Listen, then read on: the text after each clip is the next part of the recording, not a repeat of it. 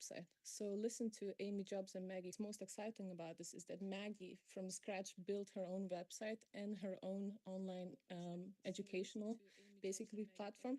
And I think if people set up to do something like that, anyone can do that. So listen to Amy and Maggie, and that's in the end of July, I believe, the 23rd one. And if you're a premium member of VA, you can join this masterclass for free. So don't miss out on this opportunity.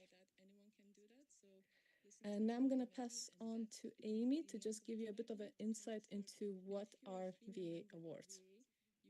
Hello, everyone. So nice to see so many people here today. A bit of an overview about the awards. At the moment, we've got three different awards running here at the VAA. The one that you might know the most is the VAO, so the Visual Art Open, which is linked to this event that we're running today.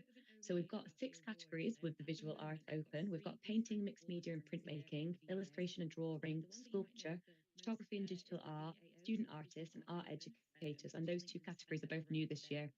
We've got the close for the VAO, which is fast approaching. So it's coming up on the 11th of June. And it's really exciting because it's the 10th anniversary of the VAO this year.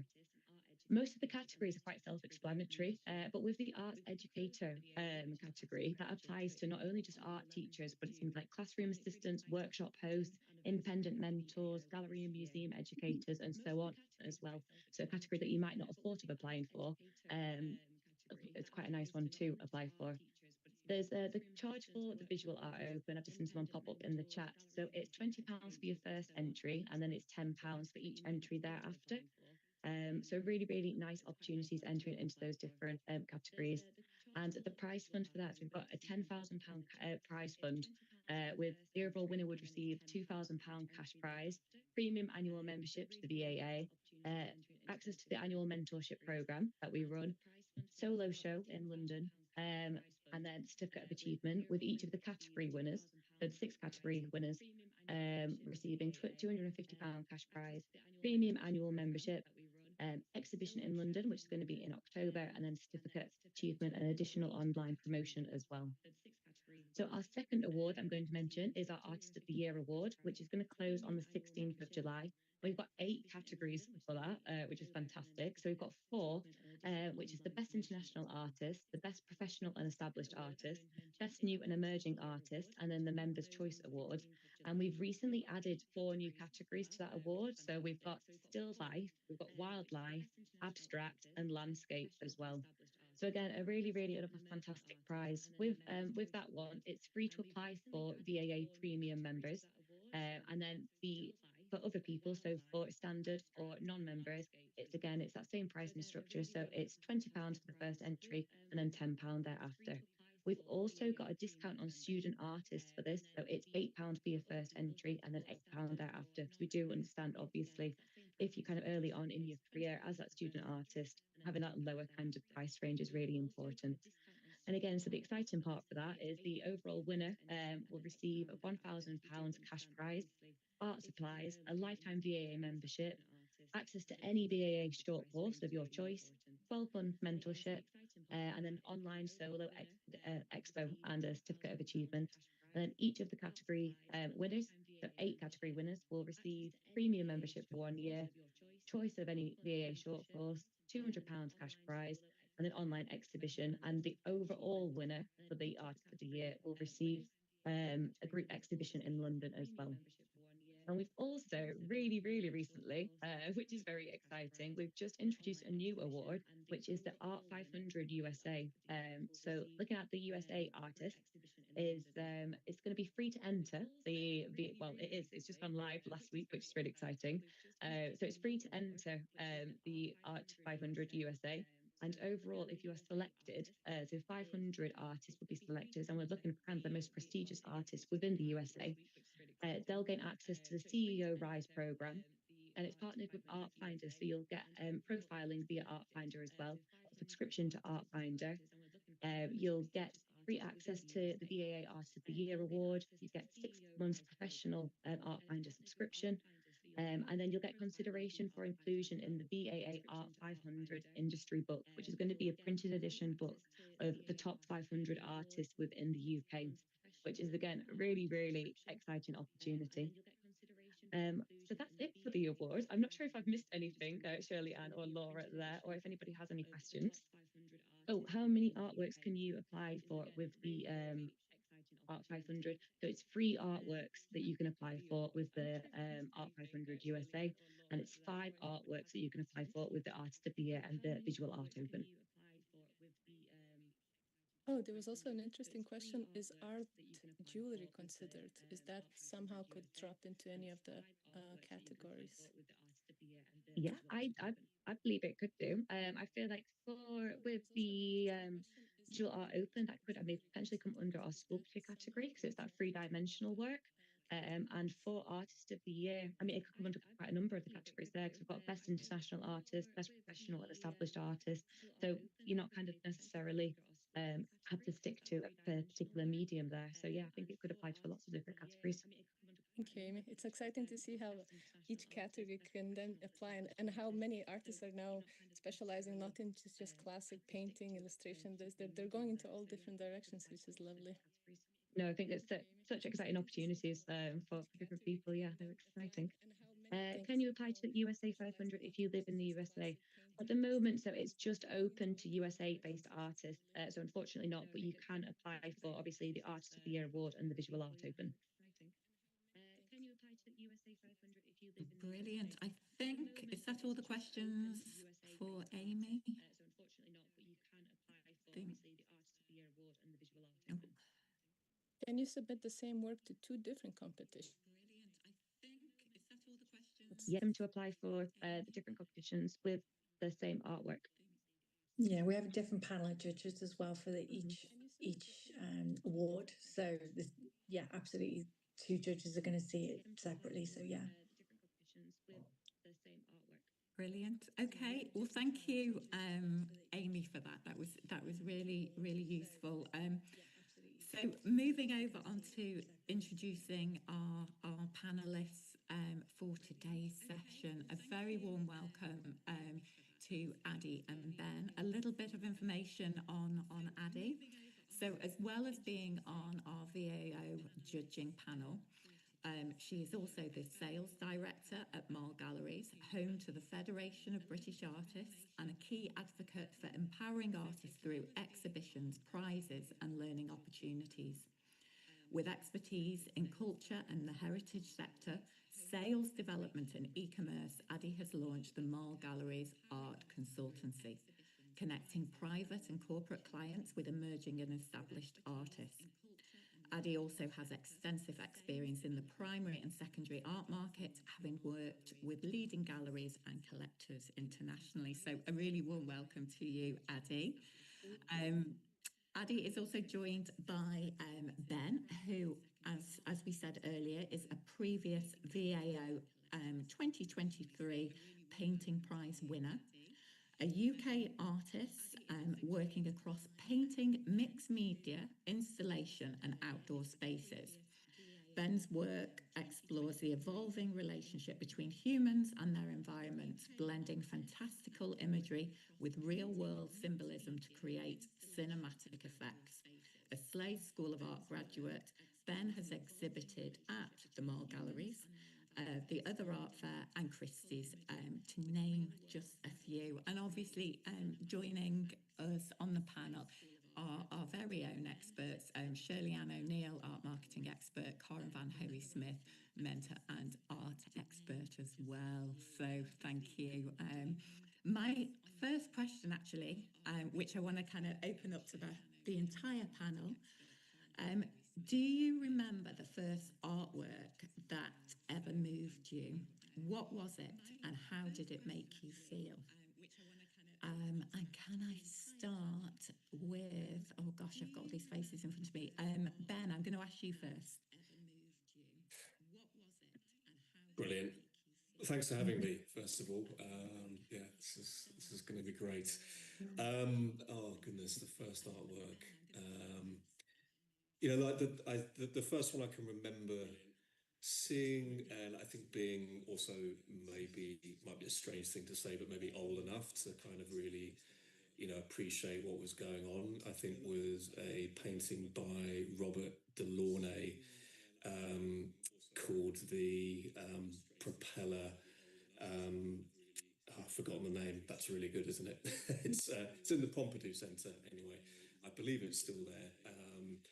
And I think I must have been about 14 at the time. But yeah, it just really sort of futurist kind of imagery.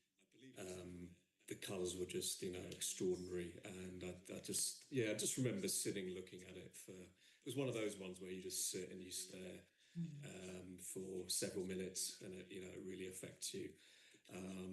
So yeah, that one, and maybe actually one of Van Gogh's portraits in the Rijksmuseum as well. I think the first time you see them, they're pretty extraordinary. But yeah, that's to name two anyway. So. Oh, brilliant! Thank you, Ben. And I can see Karen. You're going to share. Go on. Tell us what's your sort of first artwork that you remember. This is one that changed the absolute course of my life, to be honest. So I was at the Centre Pompidou in France, being a slightly petulant teenager, looking at some dry point etchings from Germany, and thought, I'm going to go off on my own. And I walked around this corner, and as I walked around the corner, I saw a sculpture, and it hit me here, like I physically felt it. It was a visceral reaction, and I stopped, and I could feel myself, like, tears leaking. So then I was like trying to put myself back together, and that changed the whole course of my life, because since then I wanted to know, what is it with somebody, that spark, that mark making can create a spark. And that was Constantine Brancusi, Bird into Space, which, coming from a very traditional but Dutch background, having said it was a futuristic metal bird into space. And yeah, so that's actually changed the entire course of my life. Curse your Brancusi. The power of art and communicating and emotion. And Addie, go on. I'm sure you have one that you can remember as well. Yes, thank you. Lovely to be here. Thank you for having me. Yeah, it's an interesting question. I grew up in Iceland. It's very small. There are no big museums. So when the question came, I was like, gosh, what is it? So I think it came when I moved to London. So when I saw the Four Seasons and sat in that room with Cy Twombly, it just sort of punches your, like Karen saying, punches your stomach. It evokes all the feelings. So that really moved me, because I had never seen anything like it. And it just says, like, come in, explore emotions. And, you go and see it at different times as well, and you have a different feeling. And that's very interesting as well. So you have one feeling when you see it at one point, and then perhaps you visit another time, and it's such an iconic artwork. So that for me is something that really sits with me. But because I didn't grow up going to museums, it's not something that my family did. As I said, it's very small. But yeah, I loved coming to London and having the opportunity to go, wow, this just blows my mind. No, it is. When you see those pieces of art. Recently, I was in the Royal Scottish Academy, and I was judging up there with some of the new graduates. And there was a piece there that I chose, and again, it was that visceral, that feeling, the emotion that it brought out, and that is what is so amazing about what artists create, really. Shirley-Anne, what would you say is your first piece that you can remember? Do you know, I had a good think about this, and it was actually one that my aunt did. She was a textile artist and a seamstress, and she created this piece. It was commissioned, and I remember seeing it, and it was beautiful. But I also remember the client was brought to tears with emotion. And when you have one of those times where everything stops and it's just like a magical moment, and that was probably the first spark that inspired me to work in the creative industries. And obviously I went off to university, etc., etc. But it was that moment, and it was just like such a perfect day, and it kind of etched into my brain. And it's just a simple moment of joy, isn't it? That human connection, what it means to be, what art is all about, really. So yeah, I think for me, and it's quite nice because there's lots of famous artworks, but when it's close to home as well, you can see the impact. It's like, wow, okay. Oh, no, that's fantastic. I think my next question that I'd want to ask all of you is about working in the art world, you know, from both the artist side and also working in the art industry, you know, what has inspired you, or what inspired you to work in the art world or become an artist? Can you just briefly share your sort of journey as to how it happened, and then how that led on to being invited on to selection panels? So again, Ben, if I start with you as obviously as an artist, what inspired you to work in the art world and of to become an artist? Yeah, thanks. You know, yeah, it's something I just always, I've just always done. I've just always made art since I was very little, and I continued making art. I wasn't very good at anything else, to be perfectly honest. So I just thought, well, this thing's for me. I enjoyed doing it.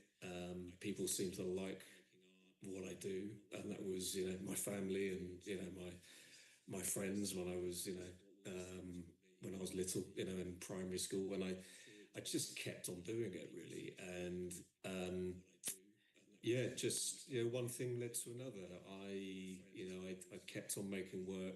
I'd say probably more seriously again around that time. So when I got into, I became a teenager, so entered my teenage years, started being exposed to more art in museums and through, popular culture, I guess. And I guess there was probably a point where I just started thinking, yeah, I should probably take this a bit more seriously and just see where it goes. So that was it, really. I think there was several defining kind of moments of inspiration throughout that initial period, and there have been many since. Um, yeah, probably equaled by sort of I want to say dark periods, but like periods of sort of self doubt. But yeah, I've always just kept on doing it, and yeah, that has seen me through to this point, and I think validated, the kind of art life, if that makes sense. No, brilliant. I mean, you know, it's that passion and keeping going, even through, you know, when times perhaps aren't as straightforward or as easy. And we'll definitely come on to that point in a minute. So Addy, you know, we'd love to know what inspired you to sort of work in the art world. What was your journey, and Yeah. how you ended up where you are? Mine was a very unconventional way into the art world, which I'm very happy to say that is possible. It takes a lot of resilience and hard work. So I don't have a degree in art history. I have a business degree. I have a BA in design and innovation. And I'm a salesperson. So if you can sell, you can do lots of things. But it is something that as soon as I got a taste for it, I was so intrigued that it's a constant learning. So what I was doing before is that it does, I'm not saying that other things, but it is something that is a way of life for me, because every week I'm learning something and I really enjoy that. And if you're going to work hard for something, I really enjoy that I'm constantly learning and putting myself in situations where, like, well, I don't know that, but I'm going to have to then just Google that, or, figure it out, or get a book, or. So for me, it's a way of life. I work relentlessly to support artists because I absolutely love it. Definitely. It becomes a passion, and Yes, you something know, that I just want to do. I want to do. I want to know more. I want to learn that. So yeah, and the same with being creative and artist. That's what you do. You like. absolutely. And so, you know, Karen, I know, Karen, you've sort of had a journey through the art world. Do you want to, for perhaps those artists that don't know you that are here, do you want to sort of explain where you started and how you ended up About here? 30 years. Yeah, I did a 4-year degree in fine arts valuation. It's the only place in Europe that does specific course, going from 2,000 years Persia to the present day, covering glass, ceramics, furniture, art, rugs, clocks, absolutely everything. Economics, law, professional practice. Worked in auction houses on the secondary market. I was head of department. I was the youngest female auctioneer in the UK. Sold my soul to the BBC for a little while, did some stuff on there. Went to Japan for 5 years, worked with contemporary artists as well as teaching. Then I came back and I thought, all the things in the auction business are the three Ds: death, debt, and divorce. So you don't really get to meet any of those original connections. So I wanted to see what it was really like to see with working with actual artists and people that go to buy or commission. Because in my head, that was all historical, and I wanted to see what it was like there. So basically, for me, it was sales, but it was almost reliving history. Then I've worked as art consultant. I've been a senior publisher in a publishing company, senior partner. I've represented artists, managed galleries, put on pop-up shows, curated things, done all sorts of bits and pieces within the art world. It always feels like I'm jumping from job to job to job or different things. It's all out. They've all been Yeah. completely, and like as Addie said, it's because I've got a thirst to learn. And immersing yourself can be a brilliant way to learn, because you have to ask questions, you have to talk to real people and see artists. I work with artists who are here to already in public institutions and really high, and people who are very young, to my best mate Betty, who's going to turn 99 this November, who's still a working artist. So that's Fantastic. for life. Oh, definitely. And I think we all have that, and I'm really interested in people. I think, having that interest in people as well. Shirley-Anne, and what was your journey? It was sparked when I was 16, working as a studio assistant, and I then went on a bit of an entrepreneurial route. I set up a printing press company, went to university, and then I went into the corporate art side of it. So I worked in the corporate world, and I was involved in commissioning artwork and licensing as part of my role. I left the corporate world after 15 years, and then I joined Laura, who was a Laura at the time, and did art collector clubs. We've done art fairs, large scale art events, which have been on national television. I've done quite a few roles in the last 15 years directly in the art world, but 25 years overall. And what I love about the art world is that there's a place for everyone's art, and it's just finding your own path. But for me, that first role, it sort of symbolized that it's about visibility. You can have the best artwork in the world, but if you can find your place and then attract the right audience, that's when the fruits of your labor become more visible to a wider audience, if you like. So yeah. Fantastic. So sort of moving on to reputation, or building your reputation, what key strategies helped you build your reputation in the art world? So perhaps again, maybe starting with Addie on that one, did you have specific strategies, or what was it that helped you gain a reputation? I think that being consistent is very key. That even if we come on to the other thing regarding rejection, etc., consistency is very important. You just have to, don't be sort of disguise what other people are doing, etc. Even if somebody else is going in a different way. And the strategy is, really like, what is your, what purpose? What are you really passionate about? And being open to opportunities, really having that sort of like, my eyes are completely wide open. And making sure that, you don't, sometimes things are scary what you're doing, but being able to have that, do you know what, I'm just going to go for it. I'm going to say yes, and I'm going to try that. But I think in the beginning with many people don't have like a strategy. I think it comes to building confidence over time. And it is okay to say, like, I have no idea what a strategy is.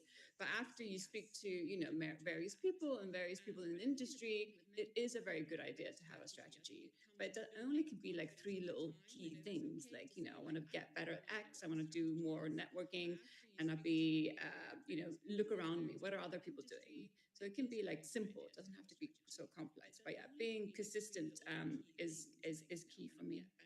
Yeah, no, definitely consistency throughout everything, and open to opportunities. So what would you say, Shirley-Anne? Would you, be Yeah. your key So to building a reputation? So your reputation is linked to your brand, and all your brand is it's what people remember about you when you're not in the room. So in terms of building your reputation, you can do it both online and offline, and they can be quite different. What I would say is again reiterate what Addie said: be consistent, show up, be visible, but also. And one of the key things in the art world, because it is a small industry, is give before you take. So if you can help people on your journey, so even if an opportunity comes your way, pass it on to other people, and they're more likely to reciprocate. So that if I think of the reputation, people who are building it from a young or not young, any level who are coming into the industry, they're open to opportunities and ideas. They will engage, and they'll always be consistent in how they act and behave. So if you're like they turn up with their best self, which isn't always possible, but that's what they want people to remember. So they've got integrity, they've got good values, and they're fun to be with as well, or they're at least pleasant to be around. The opposite of not building your reputation is not sharing, not supporting people. And I think if you have that approach of working with other artists or mentors or leaders and helping people, it makes you memorable, and people will refer you then. That's what I found happens naturally. Yeah, really good point is yeah, about giving before you take. Yeah. It really makes a difference, and it's quite a natural thing and a lovely thing to do, well. So Karen, I know you work with obviously mentees as well. So from your perspective as a mentor to lots of artists, what would you say are the key strategies that would help to build, artists' reputation in the art industry? There's lots of things, but I'm going to go for the key main point: be kind, be professional, and be reliable. Consistency is a word that terrifies people like me. You've got ADHD, any neurodiverse people, but reliable is another word of it. Even if you're guilting yourself into this, turn up, show up, do what you say you're going to do. Be kind. Word of mouth is the best thing in any business. You're an artist, you might not have all these other strategies in place yet, but just be kind. Love what you do. Do it to the best standard that you possibly can at that point. You're a professional working artist, and just show up for yourself and show up for others. Yeah, fantastic. And then obviously as an artist, do you agree with that? And is there anything else that you want to kind of add there? Yeah, I mean, all of the aforementioned, obviously, really, really good points. But just like be proud of what you're doing as well. It might seem like an odd thing to say, or maybe not, but we go through so many cycles of I'm not happy with my work. I'm happy with my work. I'm not happy with my work. But I think just be proud of what you're making. Just keep making work that is true to you. Don't try and emulate something else. Learn how to talk about your work confidently and write about your work confidently. It's something that I've struggled with quite a lot, but I've become a good writer. I think I've become better at talking about my work, mainly out of necessity. Obviously that goes in waves, but just be proud of with what you're doing. It's an important thing we're doing. And then again, all of everything that Karen's mentioned, and Addie and Shirley, from a business point of view as well, what you're doing is a business in the end. Again, it's a loaded word, but do try and think about it in that way as well. So Brilliant, thank you. Yeah, no, be proud, definitely. I'm always so in my admiration of artists, of the artwork that I see on a daily basis. So 100% be proud of what you do, because it is amazing. So we've touched on this a little bit. Overcoming challenges, it's something that comes up again and again. Challenges that you face when establishing, your credibility and sort of how you overcame them, or, Ben, perhaps starting with you again. you know, what challenges have you faced, and how have you overcome them? How long's a piece of string? I mean, every single challenge, you know, under the sun. You know, I mean, but that's life, isn't it? I guess. I think specific to my practice and, you know, just trying to live as an artist, like financial, you know, losing gallery or, you know, gallerist relationships for whatever reason. Um, all manner of different things, you know. It's just it is tough. There's no two ways about it. But you know, the one thing that's going to make sure that artists don't succeed or you don't succeed is stopping. You know, is giving up. But yeah, I mean, I you know, there's been extended periods in my in my artistic journey, let's say, where I've sold very, very well, very, you know, very frequently. I've had commissions coming in, and then I've had periods where there's just nothing, you know, despite best efforts. Um, and I've had to just recalibrate and, you know, get part-time jobs, get full-time jobs. You know, you do what you can in the end. And I think out of the people or artist friends that I know at the moment, you know, who are making work, maybe two-thirds of those have maybe a couple of part-time jobs, or they do things on the side, or they're working full-time. And I think there's still a lot of stigma around doing that and doing what you have to do to carry on making work. You know, it's a long game that we're in.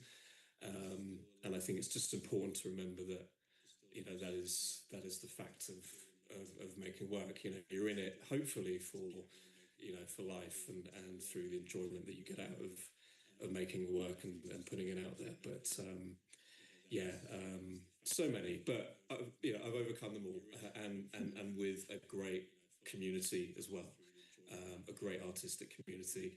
Maybe I'll talk about that, you know, a little bit. But that has been absolutely essential to getting through all of those hurdles, for sure.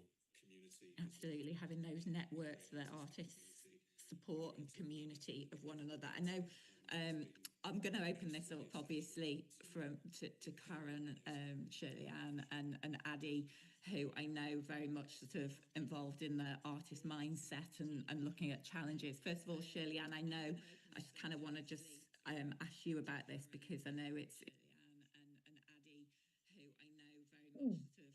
Can you hear me? Got a frozen Laura. Okay, well, I'll take over. You froze for a second there, Laura. Oh, sorry. That's okay. You're That's back. okay. Talking to myself then. It's okay. It's okay. So I think the first thing to acknowledge, and I think Ben touched on this, an artist's life is quite often full of high highs and low lows.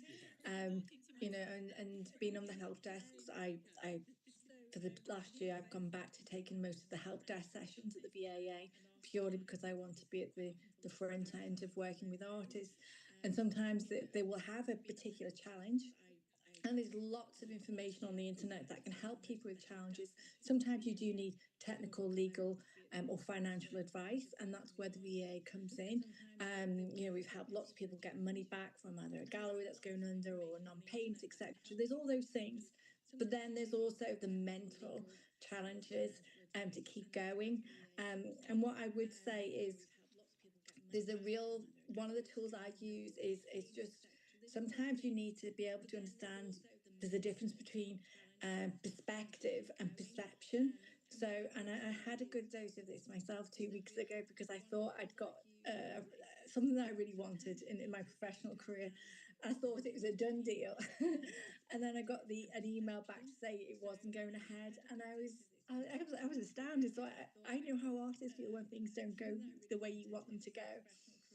And I thought, right, I've got to practice what I preach now, you know, because disappointment's a part of a creative life.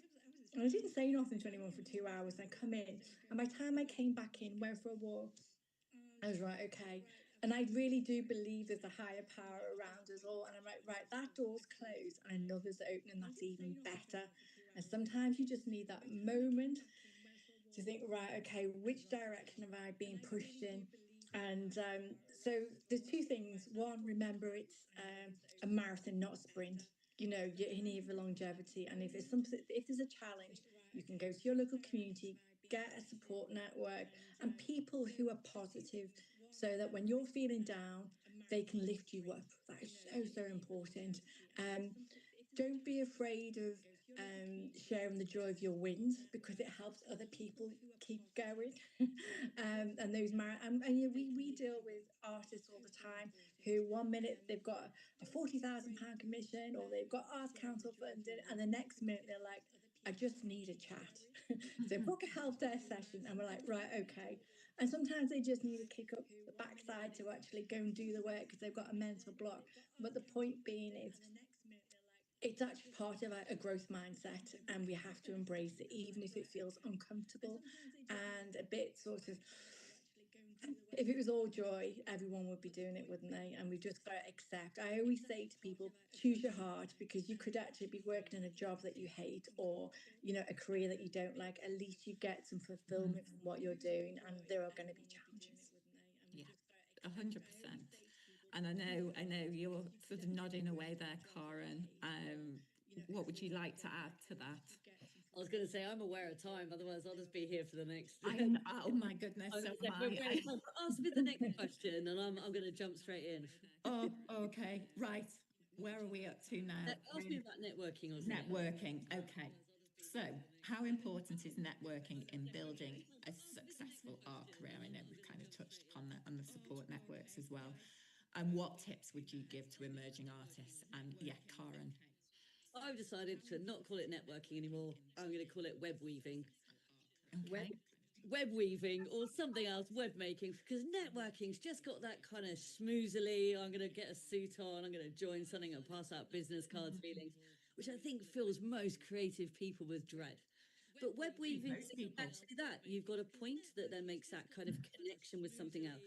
It's building a community. It's building that web that all kind of interrelate. You know, when the fly goes here, the spider knows it's all communicating.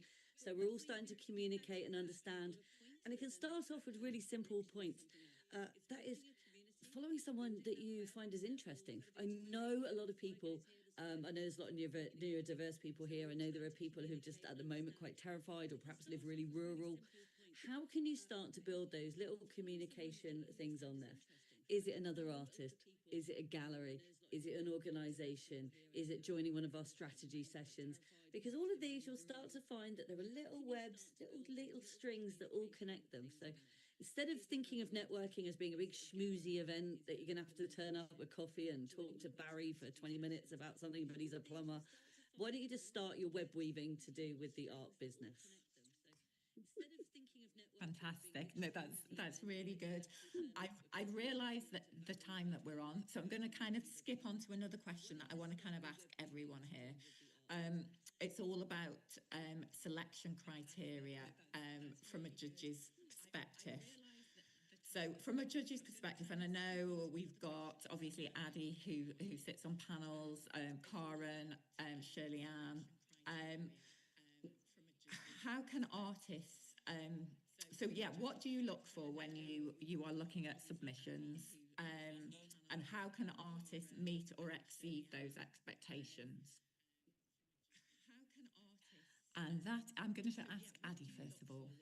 Thank you. Can I just very quickly add to, because I think it's overcoming challenges very quickly, is that sometimes mindset is so important that, the art world, just coming from very quickly from my side, is very snobby.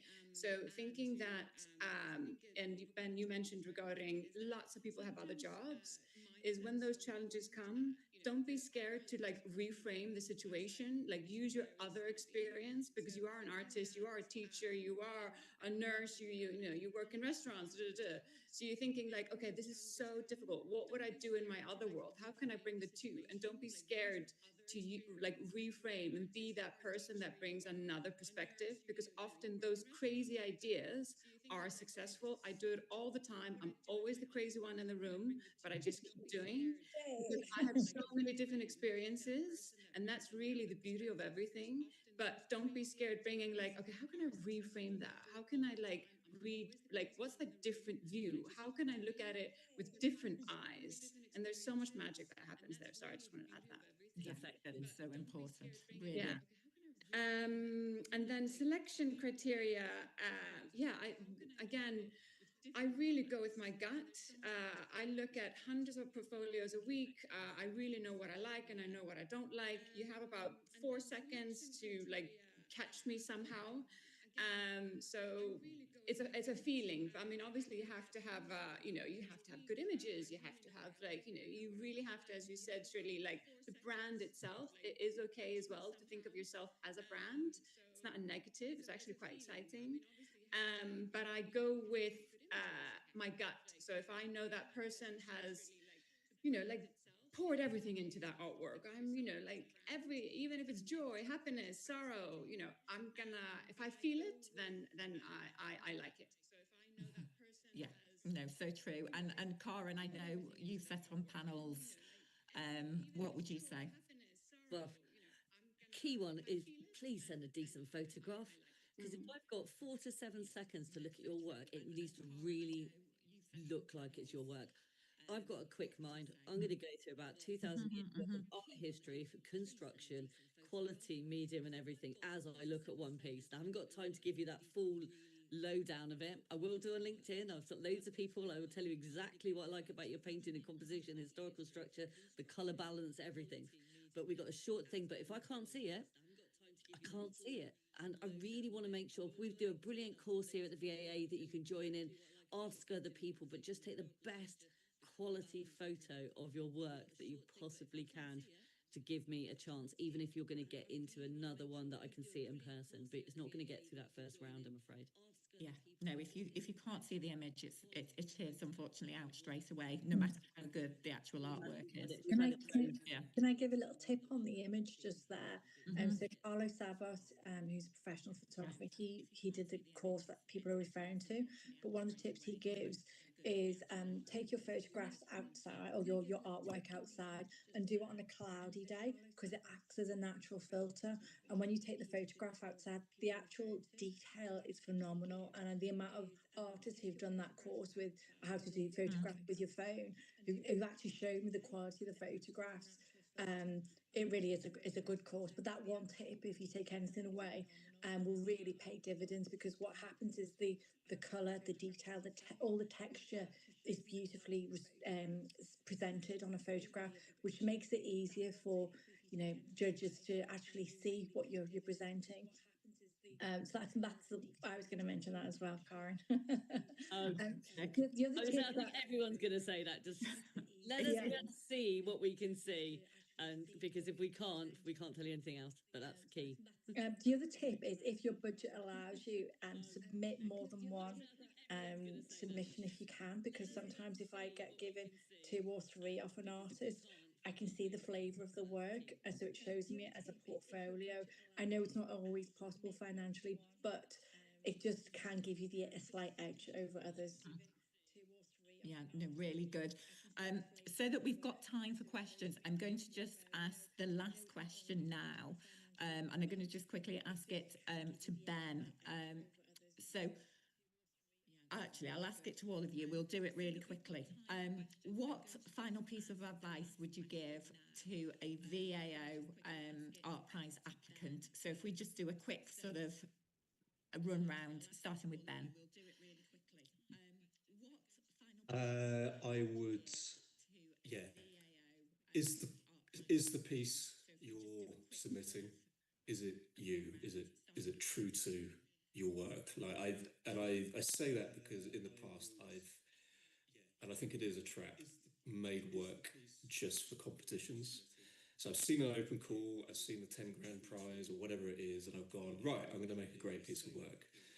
And there's always been a point, this is just me, but I've always recognized a point where I've felt like a bit of a fraud, in all honesty.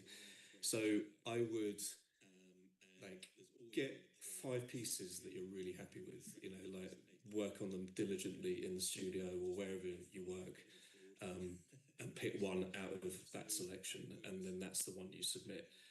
obviously understand there's themes and you can kind of hopefully tailor what you do. But I think stylistically and as far as your process, yeah, just try and keep it true to your practice, and that's what I would do. Yeah. Is it true to you and authentic to who you are as an artist? Brilliant. Okay, and quickly, Addie, what would you say? What's your final piece of advice? I would say be bold and don't hesitate. Brilliant. Go for it. And Karen. Really practical advice. I've been a judge on several ones before, and I've actually wanted to buy the artwork, didn't make it through to the final. I wanted to buy it.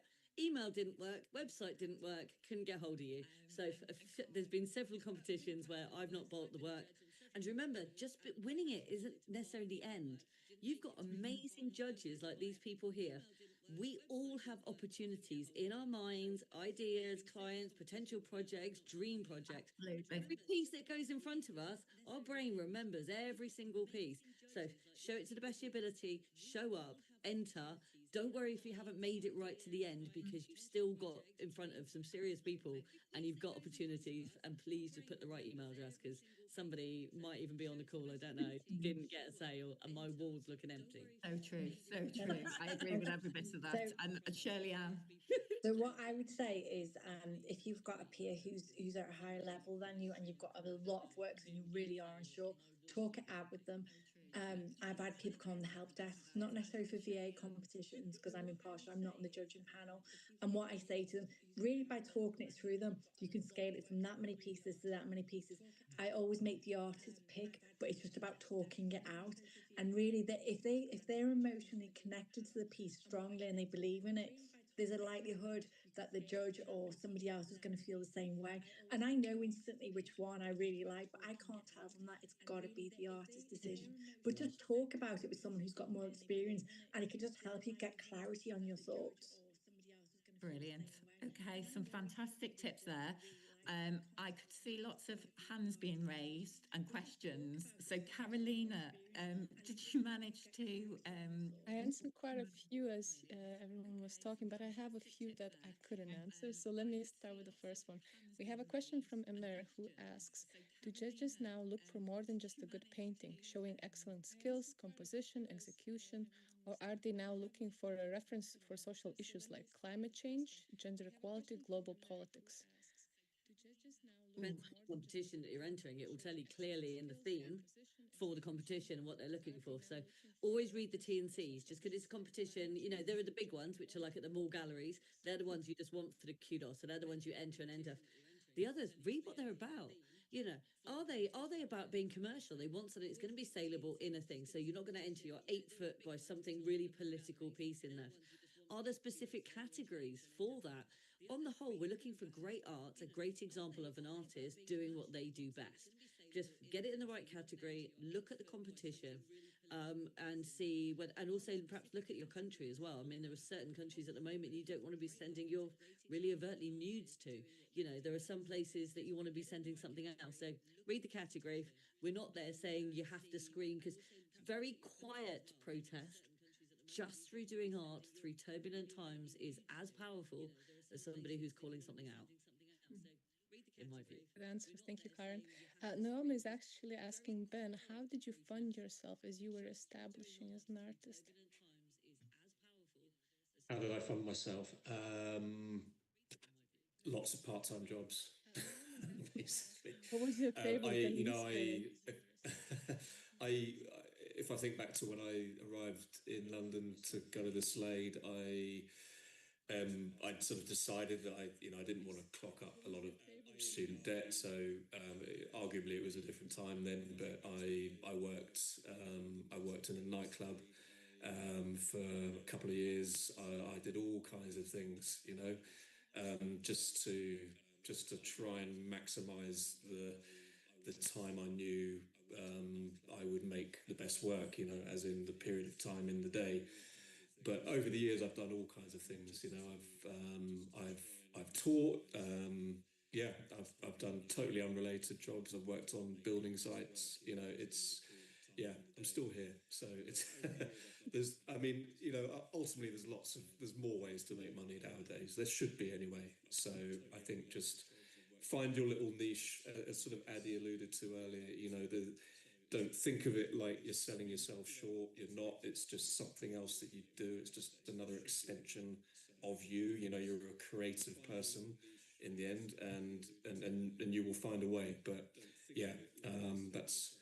I think there's maybe been 2 points in my whole professional life where I've had like big sort of lump sums of funding, and those have definitely helped, but they run out eventually. So yeah, I think there's maybe been two. Thanks, Ben. That's all right. Karen is asking, when judging artwork as judges, do you always go for work that you like and that appeals to you, or do you sometimes select work that doesn't appeal to you, but you can see it's beautifully crafted? So that's a good one. 100%. It's I judge the artwork on its own merit, not necessarily what I would like. Of course, it's nice to have a connection, but I think you can appreciate and validate artwork even if it's not to your taste. Um, so yeah, absolutely, 100%. There's such an array of artwork. You know, you have to look at it on its own merits, I would say. And I think that's why you're chosen as a judge, is that ability to be able to separate that. It's not, I'm a collector and I'm going to go for something which I might like and you can talk me into it. This is, I'm going to critique, look at the work. This is going to fit. This is the remit of the show. I'm judging it on its merit of what I can see and what I've read. So we're not just sitting there going, which is my favorite. I'll have that one. I'll have that one in my house. I'm just saying, I am shopping, but it doesn't mean they're going to the top, but I am shopping in my head. Yeah. I always get shocked by the selection that, you know, not shocked, but it's always a surprise, isn't it? And that's why it's Quality, important. the quality of the artwork. Yeah. And I think it's important when you do pick art prizes that they do change their judges every year because it keeps it fresh. So I would just check on the judging panel as well. Yeah, no, And then the judging panel is different as well. So that's where that it's all like, oh, that person was not going to like that person. That doesn't have that experience. And then you get a really coherent collection. Yeah. Definitely.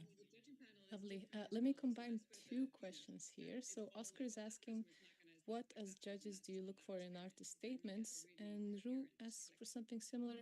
Some competitions ask for explanation of their work. Any advice on what should be covered and how much detail should be in one included? So basically descriptions. What are you looking for there? Well, we're quite clear on competitions of what your word count is and what things are, and some of them will not be just full on and right. It will just be a few words or something to describe.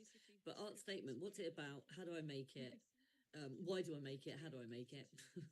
It's like your basic description. But just read what's in the competition things. I like to see a bit about it, but for me, I'm just going to hate this. I hate the words subconscious, unconscious, and juxtapose.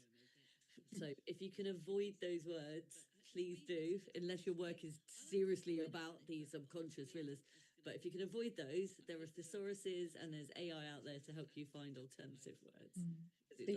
We've got two resources for you. One is we've got a free guide to artist statement and bios for everyone who's attending today. And then in the book that Laura and I bought, we've actually got a page on how to do a powerful artist statement. We did a masterclass with Rosalind, didn't we, on it? And there's some things that you can do. Avoid jargon in there, keep your sentences short. And you can also develop your artist statement to say what influences you and the world around you and what inspires you to create art. Don't be scared to say that because it's part of your story. But what, where, why, when, the 4 Ws, keep it really clean. And imagine that the person who's actually reading it is not from the art world, and so that they can connect with it. Whereas I think sometimes we can go off in lots of rabbit holes, and then it doesn't make sense to the person that's reading it. And refine it. You know, literally don't be afraid to. My favourite term is bury it in the garden and come back to it a week later, and then look at it with fresh eyes. That's a great envisioning that now. I've got an image of a dog then just burying a statement and coming back. Carolina. So a couple more questions. Melanie's asking, she says she's struggling with pricing her work. Does that affect judging or not at all? And I think this also relates to one of the questions I answered during the panel talk. artists are wondering, are their social medias, are their websites checked basically, or is it just the submissions? It depends on the competition, but VAA's web art prizes are blind judged, so everybody has a fair opportunity. The judges don't get your name; they just get an ID number and the artwork, which I think is a good thing and it's a positive thing. Sorry, what was the first part of the question, Carolina? Does pricing affect the judging? So if someone Um, picks up an artist's work and they, I don't know, maybe they are not good at pricing. I mean, it's we down to the terms, isn't it, as well? What, you know, yeah sometimes there are some rules in the terms of the competition yeah on price. we what we tend to do is if you are shortlisted by the judging panel, we will go through the pricing and to see whether it's appropriate. For example, if you're an emerging artist that's been around for a year and you put £100,000 price on a painting, it doesn't stack up to to what's commercially accepted. And likewise, you have many instances where there is artwork of a really good value, but the price point's too low in the marketplace. So they generally a good art prize will guide you on that afterwards if you're successful and selected. I don't know, Addy, is that your experience? Yeah, can I say as well, it's such an important, obviously, you know, in the blind judging, that's nothing to do with it, but outside, when you are thinking about price points, etc., really do your homework on like other galleries, you know, really spend some time looking at where is that sweet spot, because it can really actually come into a negative regarding that price point where you are. So ask questions, ask your community, you know, where do I sit, and really look at there is, you know, on, you know, look at Saatchi, look at e-commerce, where, you know, where that sort of prices, put the bracket in, where do I fit into here? So do a bit of homework on that. That's a really important one, because people do tend to have a lot of questions around this. I get asked this all the time. Yeah, So yeah, it's really important. we've got a great guide in the vault Yeah. on pricing and money, and it literally tells you the formulas and the different ways you can do it, as well as market research, doing your homework. But yeah, there is a guide and structure to pricing. Session, didn't we? And a masterclass on it last year. We So I did, think yeah. there's a recording as well in the vault on that. And maybe the last question from Anonymous. Are there categories or tiers as such for art prizes? Insofar as the better ones to aim for at the beginning of one's career? Basically, they're asking, there's so many art prizes out there, how to know for which one to submit your work and for which ones to go to? Any advice? I would say know where you're going and know what your vision is to start with. If you know where you want to go with your career, then you'll start to knock some of these out. If you've got an idea, say some people are going to want to go, I really want people to collect my work. I want to be really commercially successful. I want to work with interior designers versus somebody that wants to be challenging some social kind of norms or have some critical acclaim. There are going to be different prizes that you're going to want to enter. So when you know where it is you want to go and you've got a good idea where you are, you can start knocking them out. If you're based in Berkshire, you're just starting out, there's a really good opportunity for a small gallery northwest of England. Is that actually going to suit you to do that? Is it going to be relevant, or is it going to be you paying for something to send something to a market of people that perhaps aren't going to be receptive to images of Berkshire? Have a think like this, but knowing where you're going will help you. I always just go on the More Gallery site and go, there's the top tier ones. This is where I want to go. It's worth entering those life-changing ones, like the BP Portrait Prize one. I remember the guy that came second, who I worked with him, Richard Toos, not even a portrait painter, but the second prize one, they used him as the advert. So his images were on the buses in London, all the posters, and he got 5 years worth of commissions out of that. So that was a life-changing one. But I don't know, Ben's probably. How about you? What was your hit zone for prizes?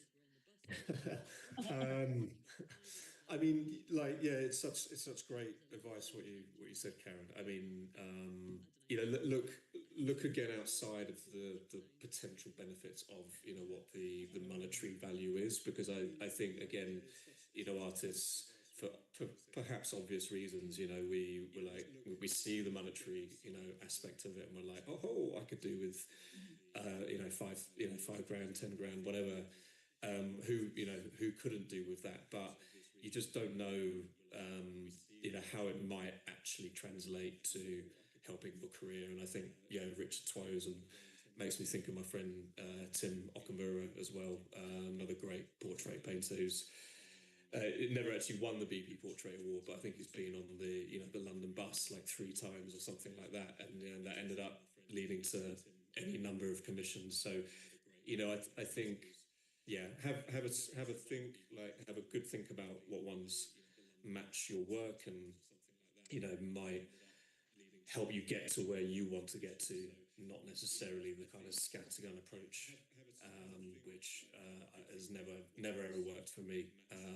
It's always just been better to think, yeah, I'm going to do that one really, really well, or maybe these 3, and see what happens. So yeah, You will get bombarded with them. And if you remember the VAA, join our ones.